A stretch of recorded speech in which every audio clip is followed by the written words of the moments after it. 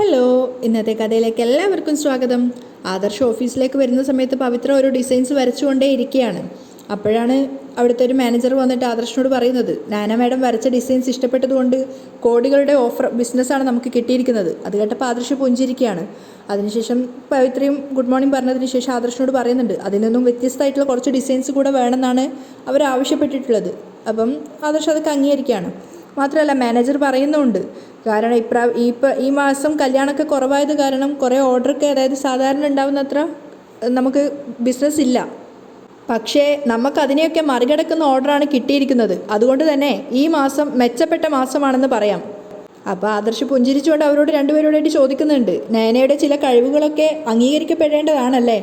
അപ്പം പവിത്ര ചിരിച്ചുകൊണ്ട് പറയാണ്, ചില കഴിവുകളല്ല സർ, എല്ലാ കഴിവുകളും അംഗീകരിക്കപ്പെടേണ്ടതാണ്. അതിൻ്റെ ക്രെഡിറ്റ് അഭി അടിച്ചെടുക്കാൻ നോക്കി, അവൻ കൃത്യമായിട്ട് ജോലിക്ക് വരുന്നില്ല അല്ലേ?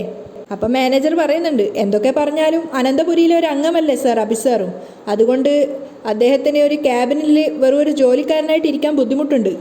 അങ്ങനെ ബുദ്ധിമുട്ടുണ്ടെങ്കിൽ അവനത് എന്നെ അറിയിക്കണം. കാര്യങ്ങൾ കുറച്ചുകൂടി പഠിക്കാൻ വേണ്ടിയിട്ടാണ് അവനെ കമ്പനിയിൽ ഒരു സ്റ്റാഫാക്കി വെച്ചിരിക്കുന്നത്.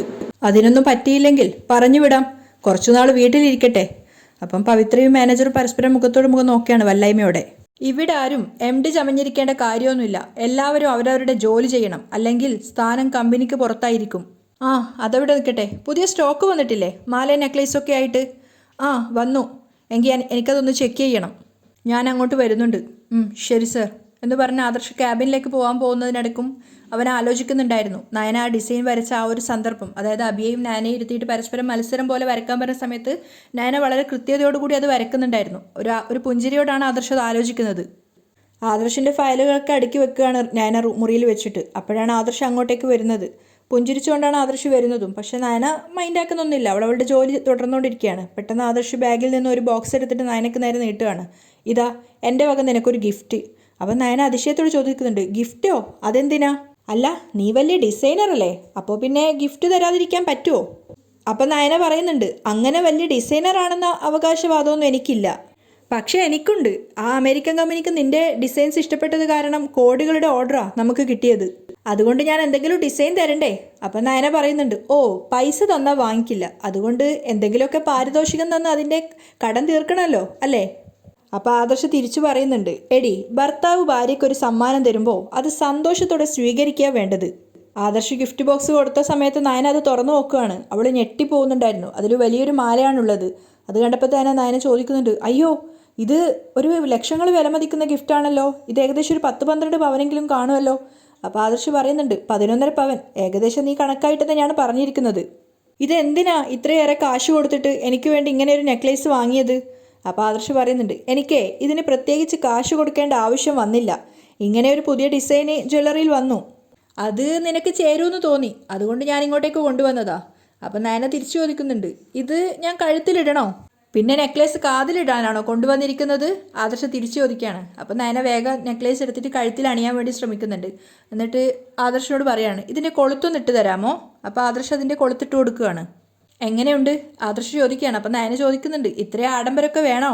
ആഡംബരം വേണ്ടെങ്കിൽ നിനക്ക് അയച്ചു വെക്കാം, ഏതെങ്കിലും ഫംഗ്ഷനിലൊക്കെ പോകുമ്പോൾ ഇടാലോ. ഇത് അമ്മ കണ്ടാൽ പ്രശ്നമാവില്ലേ? നയന സംശയത്തോട് ചോദിക്കുകയാണ്. അമ്മയെ ഭയന്നിട്ടൊക്കെ തന്നെയാണ് ജീവിക്കുന്നത്, അത് സത്യ. അമ്മമാരെ മക്കൾ ഭയക്കുന്നത് മറ്റൊന്നും കൊണ്ടല്ല, അവരോട് സ്നേഹക്കൂടുതലുള്ളത് കൊണ്ടാ. അമ്മമാരെ സ്നേഹിക്കുന്നത് തെറ്റാണെന്ന് ആരും പറയില്ല. അപ്പം നയനയും പുഞ്ചിരിച്ചുകൊണ്ട് പറയാണ്, ഇന്നത്തെ കാലത്ത് പല വീട്ടിലും അടി നടക്കുന്നതേ ആ ഒരൊറ്റ കാരണം പറഞ്ഞാ. അമ്മമാരെ മക്കൾ സ്നേഹിക്കുന്നതേ അധിക ഭാര്യമാർക്കും ഇഷ്ടപ്പെടാറില്ല. അത് ശരിയാ. അമ്മമാരെ മക്കൾ അങ്ങനെ അമിത പ്രാധാന്യം കൊടുക്കുമ്പോഴേ ഭാര്യമാർക്ക് അത് ഇഷ്ടപ്പെടാറില്ല. അപ്പം നയന പറയുന്നുണ്ട്, എന്നാൽ ഞാൻ അങ്ങനെയല്ല, നാളെ ഞാനും ഒരു അമ്മയാകുമെന്ന ബോധ്യം എനിക്കുണ്ട്. അങ്ങനെ ഒരു ബോധം മാത്രമേ ഉള്ളൂ, അത് നടക്കുമെന്നൊന്നും അറിയില്ല. ആദർശനെ മുനവെച്ചുകൊണ്ടാണ് നയന സംസാരിക്കുന്നത്. അത് നടക്കാൻ വേണ്ടി അമ്പലത്തിൽ വഴിപാടും തൊട്ടിലുകെട്ടലും പ്രാർത്ഥനയും ഒക്കെ നടത്തി. എന്നാൽ അതുകൊണ്ടൊന്നും കാര്യമില്ലെന്ന് നമുക്ക് രണ്ടുപേർക്കും പിന്നെ ദൈവത്തിനും അറിയാം. പെട്ടെന്ന് ആദർശ് വിഷയം മാറ്റുകയാണ്. അല്ല, നിനക്ക് ഞാനീ വാങ്ങിത്തന്ന നെക്ലേസ് ഇഷ്ടപ്പെട്ടോ? ആദർശേട്ടൻ വാങ്ങിത്തരുന്ന എന്തായാലും അതെനിക്ക് അമൂല്യ, അതിനി ഒരു തരി പൊന്നായാലും. അപ്പോൾ ആദർശ് പറയുന്നുണ്ട്, എന്തായാലും എൻ്റെ സെലക്ഷൻ മോശമായിട്ടില്ല, നീയേ ഇപ്പോൾ കുറച്ച് സുന്ദരിയായിട്ടുണ്ട്. അത് കേട്ടപ്പോൾ നയന പുഞ്ചിരിക്കുകയാണ്. പിന്നെ കുറച്ചു നേരം രണ്ടുപേരും പ്രണയത്തോടെ നോക്കി നിൽക്കുകയാണ്. അതിനുശേഷം നയന ആദർശനോട് പറയുന്നുണ്ട്, എന്തായാലും ഞാനിത് എല്ലാവരെയും ഒന്ന് കാണിക്കട്ടെ. നയന അവിടുന്ന് താഴേക്ക് പോകുന്ന സമയത്ത് ആദർശ് മനസ്സിൽ വിചാരിക്കുന്നുണ്ട്, എന്തൊക്കെ പറഞ്ഞാലും ഇവൾ ആള് ബ്രില്യൻ്റാ.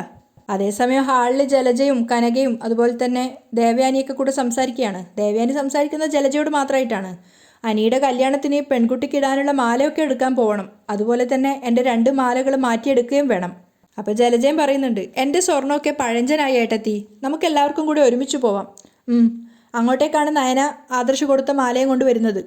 നയനയുടെ കഴുത്തിലെ നെക്ലേസ് പെട്ടെന്ന് തന്നെ തിരിച്ചറിയാൻ പറ്റുന്നതുകൊണ്ട് തന്നെ കനക എഴുന്നേറ്റ് വേഗം ചോദിക്കുന്നുണ്ട്, ആഹാ എല്ലാം മോളെ നല്ല നെക്ലേസ് ആണല്ലോ. അപ്പോൾ ജലജ പരിഹസിക്കുകയാണ്, ഇത് സ്വർണം തന്നെയല്ലേ? അപ്പം നയന തിരിച്ചു പറയുന്നുണ്ട്, മൂർത്തീസ് ജ്വല്ലറിയിലെ ആഭരണങ്ങൾ സ്വർണം തന്നെയാണെന്ന എൻ്റെ വിശ്വാസം. ഓ അപ്പം നമ്മുടെ ജ്വല്ലറിയിൽ നിന്ന് വാങ്ങിയതാണല്ലേ? വാങ്ങിയതല്ല, എൻ്റെ ഹസ്ബൻഡ് എനിക്ക് തന്ന ഗിഫ്റ്റാണ് ഇത്, നയന അഭിമാനത്തോടെ പറയാണ്. അത് കേട്ടപ്പോഴേക്കും ദേവയാനിയുടെ മുഖം വലിഞ്ഞു മുറുകുകയാണ്. ആ അവസരത്തിൽ തന്നെ ജലജ പറയുന്നുണ്ട്, ഏട്ടത്തി ഇത് കുറഞ്ഞതൊരു 10 പവനെങ്കിലും വരില്ലേ? അയ്യോ 10 അല്ല 11.5 പവനുണ്ടെന്നാ ആദർശേട്ടൻ പറഞ്ഞത്, നയന പുഞ്ചിരിച്ചുകൊണ്ട് പറയാണ്. അപ്പോഴൊക്കെ ദേവയാനി ദേഷ്യത്തോടെയാണ് കേട്ടു നിൽക്കുന്നത്. അപ്പം ജലജ ദേഷ്യത്തോടെ പറയാണ്, അവനാണല്ലോ കമ്പനിയുടെ MD, പിന്നെ അവന് കയ്യിൽ നിന്ന് കാശ് മുടക്കി ഇതൊന്നും വാങ്ങിക്കേണ്ട കാര്യമില്ലല്ലോ. പുതിയ ഫാഷനിലുള്ള സ്വർണം ഭാര്യയ്ക്ക് എത്ര വേണമെങ്കിലും എടുത്തു കൊടുക്കാലോ. അപ്പോൾ സങ്കടത്തോടു കൂടി നയനയും കനകയും മുഖത്തോട് മുഖം നോക്കുകയാണ്. അപ്പോൾ ദേവയാനി ദേഷ്യത്തോട് ചോദിക്കുന്നുണ്ട്, നീ ഇത് ആവശ്യപ്പെട്ടിട്ടാണോ അവനിത് നിനക്ക് കൊണ്ടുതന്നത്? അപ്പം നയന പറയുന്നുണ്ട്, ആവശ്യപ്പെട്ടിട്ടാണെങ്കിൽ അതിന് ഗിഫ്റ്റ് എന്ന് പറയാൻ പറ്റില്ലല്ലോ അമ്മേ. എനിക്ക് സ്വർണത്തിനോടൊന്നും വലിയ താല്പര്യമില്ല, ഞാനിത് ഇന്ന് തന്നെ അഴിച്ചു വെക്കും. പിന്നെ ആദർശേട്ടന് താല്പര്യം തോന്നിയിട്ട് കൊണ്ടുതന്നതാ, അതെനിക്ക് വേണ്ടാന്ന് പറയാൻ പറ്റുമോ? നീ ഇത് വാങ്ങി കഴുത്തിലിടുന്നതിന് മുമ്പ് ഇതിടാനുള്ള യോഗ്യത നിനക്കുണ്ടോ എന്ന് നീ ആദ്യം ചിന്തിക്കണം. ദേവയാനി പുച്ഛിക്കുകയാണ്. അതിനുശേഷം അവൾ അമ്മയെ സങ്കടത്തോടെ നോക്കുകയാണ്. അപ്പോൾ ജലജയം കളിയാക്കുന്നുണ്ട്, അങ്ങനെ ചിന്തിക്കുന്നവരായിരുന്നു ഈ അമ്മയും മോളെങ്കിൽ എത്ര നന്നായേനെ. അപ്പോഴേക്കും കനക ദേഷ്യത്തോടെ പറയുന്നുണ്ട്, അതെ ഇവിടെ ആരും സ്വർണത്തിന് ആവശ്യപ്പെട്ടിട്ടൊന്നുമില്ല, ആദർശമോ സ്വന്തം ഇഷ്ടപ്രകാരമാണ് ഈ സ്വർണം മോൾക്ക് വാങ്ങിച്ചു കൊടുത്തതെന്ന് മോൾ പറഞ്ഞില്ലേ? പിന്നെ എന്തിനാ എല്ലാത്തിനും ഞങ്ങളിങ്ങനെ കുറ്റപ്പെടുത്തുന്നത്? കനക പൊട്ടിത്തെറിക്കുകയാണ്. അത് കേട്ടതും ദേവയാനി ദേഷ്യത്തോടെ എഴുന്നേറ്റ് അവിടെ നിന്ന് പോവുകയാണ്. ദേവയാനി അവിടെ നിന്ന് പോയപ്പം കനക നയനയോട് പറയുന്നുണ്ട്, മോളെ ഈ വീട്ടിൽ ഇതുപോലെ വഴക്കുണ്ടാവാതിരിക്കാൻ വേണ്ടി ഇനിയെങ്കിലും ഇത്തരം ഗിഫ്റ്റൊന്നും വാങ്ങിത്തരണ്ടാന്ന് മോൾ ആദർശ് മോനോട് പറയണേ. അപ്പം ജലജ വീണ്ടും പരിഹസിക്കുകയാണ്, ഇവൾ അങ്ങനെ പറയുമോ? സ്വർണത്തിനോടൊന്നും എനിക്ക് പണ്ടേ താല്പര്യമില്ല, അത് ആദർശേട്ടനും നന്നായിട്ടറിയാം, നയന പറയുന്നുണ്ട്. ഇതുവരെ എന്തെങ്കിലും വേണമെന്ന് പറഞ്ഞ് ഞാൻ ആദർശേട്ടനെ ബുദ്ധിമുട്ടിച്ചിട്ടുമില്ല. പിന്നെ കഴുത്തിൽ താലി കെട്ടിയ ആൾ എന്തെങ്കിലും കൊണ്ടുതരുമ്പോൾ അത് വേണ്ടെന്ന് പറയരുതെന്നാണ് ഞാൻ പഠിച്ചിട്ടുള്ളത്. ജലജ പുച്ഛത്തോടെ നോക്കുന്ന സമയത്ത് കനക വീണ്ടും പറയാണ്, അതെ എൻ്റെ മോള് പറഞ്ഞതാ സത്യം, ആൾക്കാർക്ക് എന്തെങ്കിലും അങ്ങോട്ട് കൊടുക്കുന്നതല്ലാതെ ഇതുവരെ ഒരു കാര്യവും എൻ്റെ മോൾ ഇങ്ങോട്ട് ആവശ്യപ്പെട്ടിട്ടില്ല ആരോടും. നേനയുടെ കഴുത്തിൽ നോക്കുന്തോറും ജലജക്ക് കുശുമ്പ് കൂടിക്കൊണ്ടിരിക്കുകയാണ്. കുറഞ്ഞത് 6-7 ലക്ഷം രൂപയെങ്കിലും പോയി കിട്ടി. ആദർശ് കുളിയൊക്കെ കഴിഞ്ഞ് വന്ന് ബെഡിലിരുന്ന സമയത്താണ് ദേവയാനി അങ്ങോട്ടേക്ക് വരുന്നത്. എത്രയായി അതിന്? എന്താ അമ്മേ? ആദർശ് പെട്ടെന്ന് മനസ്സിലായില്ല. അല്ല ആ നെക്ലേസിന് എത്രയായെന്ന്. അത് നമ്മുടെ ജ്വല്ലറിയിലെ പുതിയ കളക്ഷനാ, ആദർശ് തിരിച്ച് മറുപടി പറയാണ്. ആ കളക്ഷൻ എന്താ വിലയില്ലേ? ദേവയാനി ദേഷ്യത്തോട് ചോദിക്കുകയാണ്. ഒരു 6-7 ലക്ഷം രൂപയോളം വില വരും. 1-2 ചെറിയ വളകളും ഒരു മാലയിട്ടുകൊണ്ട് വന്നവൾക്കാ ലക്ഷക്കണക്കിന് രൂപയുടെ നെക്ലേസ്. അവൾക്കാ അല്ലേ അതുപോലുള്ളൊരു നെക്ലേസ് നീ വാങ്ങിക്കൊടുത്തത്? അപ്പോൾ ആദർശ് കുറച്ചൊരു സീരിയസ് ആയിട്ട് പറയാണ്, അമ്മ ഒരു കാര്യം മനസ്സിലാക്കണം, ഫോറിൻ കമ്പനിക്കാർ ഡിസൈനിന് വേണ്ടി ആവശ്യപ്പെട്ടപ്പോൾ ഞാൻ ഇരുട്ടിൽ കിടന്ന് തപ്പുമായിരുന്നു. ആ സമയത്ത് നയനയാണ് സഹായിച്ചത്. അബിയും അവൻ്റെ അമ്മയും കൂടി ആ ക്രെഡിറ്റ് അബിക്കാണെന്ന് വരുത്തി തീർക്കാൻ ശ്രമിച്ചു. ആ സമയത്തും നയന മാറി നിന്നതേ ഉള്ളൂ. അതിന്? ദേവയാനി ചോദിക്കുക. അങ്ങനെ നയന ചെയ്ത സഹായം കൊണ്ട് നമുക്ക് കിട്ടിയത് കോടികളാ. അതിൽ നിന്ന് 1% പോലും ഞാൻ അവൾക്ക് സമ്മാനമായി കൊടുത്തിട്ടില്ല. അമ്മേ, നമ്മുടെ കമ്പനിക്ക് ഗുണം ചെയ്തത് ആരായാലും ശരി, അവർക്കൊരു സമ്മാനം കൊടുക്കുന്നത് തെറ്റാണോ? അപ്പോഴും ദേവയാനിയുടെ മുഖം ശരിയാവുന്നില്ല. അപ്പോൾ ആദർശ് വീണ്ടും പറയുന്നുണ്ട്, അമ്മയ്ക്ക് നെക്ലേസ് എന്നല്ല, ആവശ്യപ്പെടുന്നത് എന്തും കൊണ്ടുതരാൻ ഞാൻ തയ്യാറാ. അമ്മ ആവശ്യപ്പെടാതെ ഞാനത് ചെയ്യാറുമുണ്ട്. പിന്നെ പ്രതിഫലം പ്രതീക്ഷിക്കാതെ നയന ചെയ്യുന്ന കാര്യത്തിൽ അവൾക്കൊരു പാരിതോഷികം കൊടുക്കുന്നതിൽ എന്താ അമ്മേ തെറ്റ്? അതിനൊന്നും ദേവയാനി മറുപടി പറയുന്നില്ല. അപ്പോൾ ആദർശ് പറയുന്നുണ്ട്, കല്യാണശേഷം ഭാര്യയോട് നീതി പുലർത്താത്തൊരു ഭർത്താവാണ് ഞാൻ. അത് കേട്ടുകൊണ്ടാണ് നയന അങ്ങോട്ടേക്ക് വരുന്നത്. അപ്പോൾ ആദർശ് പറയാണ്, അന്ന് അമ്പലത്തിൽ വെച്ച് ചെയ്ത പൂജകളെല്ലാം മംഗളമായി നടന്നു എന്ന് വെച്ചാൽ ദൈവം അവൾക്ക് അനുകൂലമാണെന്നാ? എന്നാൽ പിന്നെ അവളെ തലയിലങ്ങ് എടുത്തു വെച്ചോ? ദേവയാനി പുച്ഛത്തോടെ പറയാണ്. അപ്പോൾ ആദർശ് പറയുന്നുണ്ട്, അമ്മയ്ക്ക് വേണ്ടി ഇന്നും ഞാൻ അവളെ ദൂരെ മാറ്റി നിർത്തിയിരിക്കുകയാണ്. അമ്മയ്ക്ക് വേണ്ടി മാത്രമാണല്ലേ, അല്ലാതെ നിനക്ക് വേണ്ടിയിട്ടല്ല? ദേവയാനി തിരിച്ചു ചോദിക്കുകയാണ്. അത് കേൾക്കുന്ന സമയത്ത് നയനയുടെ കണ്ണ് നിറയാണ്. അപ്പം ദേവയാനി പറയുന്നുണ്ട്, നിൻ്റെ ഉള്ളിൽ അവളോട് തീർത്താൽ തീരാത്ത സ്നേഹമുണ്ട്. അതുകൂടെ കേട്ടപ്പം നയന അവിടെ നിന്നും പോവുകയാണ്. അപ്പോൾ ആദർശ് പറയുന്നുണ്ട്, എന്ന് ഞാൻ അമ്മയോട് പറഞ്ഞോ? അങ്ങനെ എന്തെങ്കിലും ഒരു രീതിയിൽ ഞാൻ അവളോട് പെരുമാറുന്നത് കണ്ടിട്ടാണ് അമ്മ ഇങ്ങനെ പറഞ്ഞിരുന്നതെങ്കിൽ അതിൽ എന്തെങ്കിലും ഒരു സത്യം ഉണ്ടായിരുന്നു. ഇതങ്ങനെയല്ലല്ലോ. അപ്പം ദേവയാനി പറയുന്നുണ്ട്, അവളോടുള്ള എൻ്റെ വെറുപ്പ് ഉടനെയൊന്നും കെട്ടടങ്ങില്ല. എന്നേക്കാൾ മുകളിൽ നീ അവളെ സ്നേഹിച്ചാൽ അത് എന്നെ കൊല്ലുന്നതിന് തുല്യ. അത് നീ ഓർത്തോണം, ദേവയാനി പറയാ. അപ്പോൾ ആദർശ് പറയുന്നുണ്ട്, അമ്മ ഇങ്ങനെയൊക്കെ പറയുമ്പോൾ ഒരു കാര്യം ഓർക്കണം. അമ്മയുടെ ഈ സംസാരം കേട്ട് നാളെ ഇവിടെ നിന്നും നയന പഴിയിറങ്ങിപ്പോയാൽ അത് ഏറ്റവും കൂടുതൽ ബാധിക്കുന്നത് മുത്തശ്ശനെ ആയിരിക്കും. മുത്തശ്ശൻ്റെ രോഗത്തെ പോലും ചിന്തിക്കാതെയാ അമ്മ ഇങ്ങനെ ഓരോന്നൊക്കെ പറയുന്നത്. അതുകൊണ്ടാ ഞാൻ എല്ലാം അഡ്ജസ്റ്റ് ചെയ്ത് നിൽക്കുന്നത്, അവളെ അംഗീകരിക്കുന്നത്, ദേവയാനി പുച്ഛത്തോടെ പറയാണ്.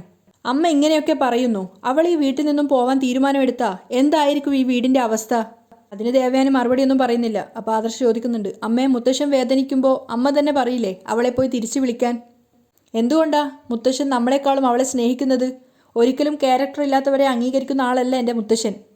അങ്ങനെയുള്ള മുത്തശ്ശൻ അവളെ അംഗീകരിച്ചെങ്കിൽ അവൾക്ക് എന്തെങ്കിലുമൊക്കെ പ്രത്യേകതയുണ്ടെന്ന് നമ്മൾ മനസ്സിലാക്കിയേ പറ്റൂ. അപ്പോൾ ദേവയാനി പറയുന്നുണ്ട്, പറ, ഇനിയും പറ, കേൾക്കട്ടെ. അമ്മേ, ഞാൻ പറയുന്നത് എൻ്റെ അനുഭവത്തിൽ നിന്നാണ്. ജനിച്ച നാൾ മുതൽ ഞാൻ അനുകരിച്ചത് അമ്മയും അച്ഛനെയുമല്ല, എൻ്റെ മുത്തശ്ശനെയാ. ആ മുത്തശ്ശൻ ഒരാളെ ജീവൻ്റെ ജീവനായി കരുതുന്നുണ്ടെങ്കിൽ അയാളെ ഇവിടെ നിലനിർത്തേണ്ടത് നമ്മുടെ ആവശ്യമാണ്. അപ്പോൾ ദേവയാനി ദേഷ്യത്തോടെ പറയുന്നുണ്ട്, നിലനിർത്തും, ആ മുത്തശ്ശൻ ജീവിച്ചിരിക്കുന്നിടത്തോളം കാലം. അതിനുശേഷം അവളുടെ ജീവിതം എന്തായിരിക്കുമെന്ന് എൻ്റെ മനസ്സിലൊരു കണക്കുകൂട്ടലുണ്ട് എന്ന് പറഞ്ഞിട്ട് ദേവയാനി പുറത്തേക്ക് ഇറങ്ങി പോകണം. അപ്പോൾ ആദർശം മനസ്സിലാവുന്നുണ്ട് അമ്മയെ തിരുത്താൻ സാധിക്കില്ല എന്നുള്ളത്. അതേസമയം താഴെ നയനയുടെ ഗിഫ്റ്റിൻ്റെ ആ ഒരു മാല നോക്കിക്കൊണ്ട് നിൽക്കുകയാണ് നവ്യ. അപ്പം നയന പറയുന്നുണ്ട്, ഇതെനിക്ക് ഗിഫ്റ്റ് കിട്ടിയതായതുകൊണ്ടാണ്, അല്ലെങ്കിൽ ഈ ചേച്ചിക്ക് തരായിരുന്നു. മക്കൾ തമ്മിലുള്ള ആ ഒരു സ്നേഹം കൗതുകത്തോടെ നോക്കി നിൽക്കുകയാണ് കനക. അപ്പം നവ്യ പറയുന്നുണ്ട്, അതിൻ്റെ ആവശ്യമൊന്നുമില്ല. നീ അതുപോലുള്ള നേട്ടങ്ങളാ മൂർത്തീസ് ജ്വല്ലറിക്ക് ഉണ്ടാക്കി കൊടുത്തത്. അതെല്ലാവർക്കും പ്രയോജന. അതിന് നിനക്ക് ഈ സമ്മാനമൊന്നും തന്നാൽ പോരാ, അല്ലേ അമ്മേ? അതേ മോളെ, കനകയും പറയുന്നുണ്ട്. അത് കേട്ടുകൊണ്ടാണ് ദേവയാനി അങ്ങോട്ടേക്ക് വരുന്നത്. അപ്പം ദേവയാനി നയനയോട് പറയുന്നുണ്ട്, നീ ഡിസൈൻ ചെയ്തതിന് നിനക്ക് തന്ന സമ്മാനമാണിതെന്നാ ആദർശ് പറഞ്ഞത്. അത് നല്ല കാര്യം.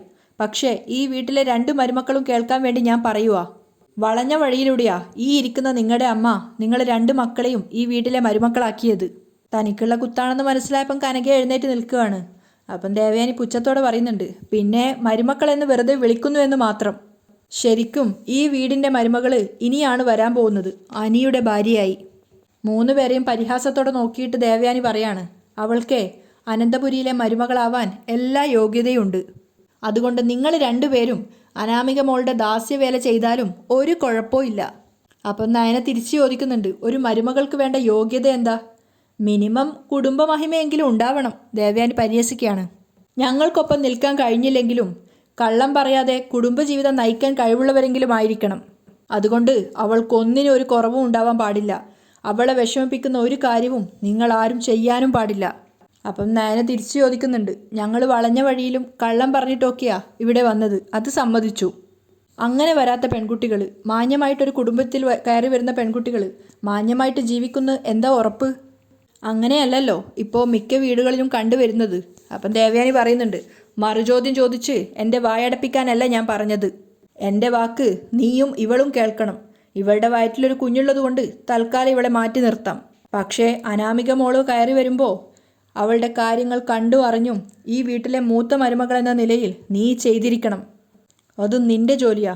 നിന്റെ അമ്മായി അമ്മ എന്ന നിലയ്ക്ക് നിനക്ക് ഞാൻ തരുന്ന ജോലി. മനസ്സിലായോ നിനക്ക്?